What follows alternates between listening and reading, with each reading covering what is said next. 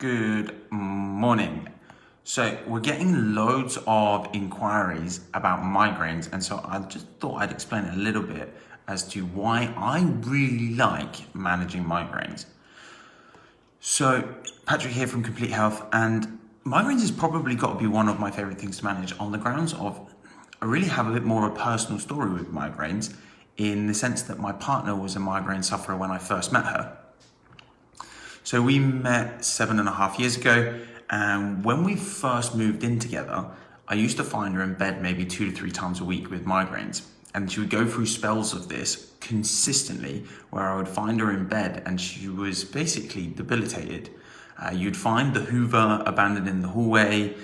You'd find pots and pans that were half done in the sink. You would just find random stuff around the house that she would just have to leave because the headaches would build and build and build until she could no longer actually do the task that was at hand and she just had to go to bed. So you'd quite often find that the blinds weren't even pulled. She would just literally crawl into bed and just pull the cover over her head, and you just find her there. And like I said, this would happen 2 to 3 times a week on occasions. And so we've been we met when I was in my second year. Me and my partner met when we were in my second year of chiropractic school. And so I was just kind of starting to learn some of the techniques that chiropractic had to offer. But by my 5th year, we'd started adjusting my girlfriend every other week. We'd been adjusting her relatively regularly, and we started to. But one of the things, even though maybe my clinical skills were not that great, one of the things that I was really successful at managing was migraines, even as a student. Why? Well, migraines seem to have a very heavy link to the musculoskeletal system around our head and our neck. So that neuromuscular skeletal system around our neck and shoulders seems to refer up into the head and trigger a tension migraine or a tension headache, which then triggers a migraine.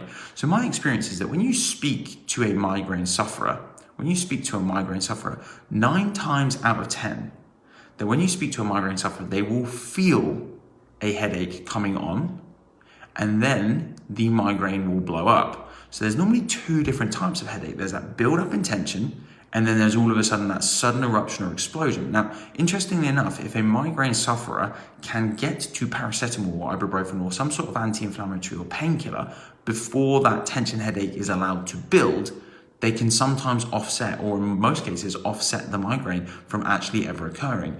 In the same sense that with chiropractic, if we can actually start to release the tension in the nerves, the joints, and the muscles around the neck, then we can also see the same effects start to have, because the tension never actually builds up in the neck, and therefore that tension headache is never allowed to start, and those migraines are never allowed to take place. So like I say, for me, treating migraines, or I have to use the term managing migraines rather than treating migraines, because in theorem, we've never actually treated migraines because we don't fully understand them.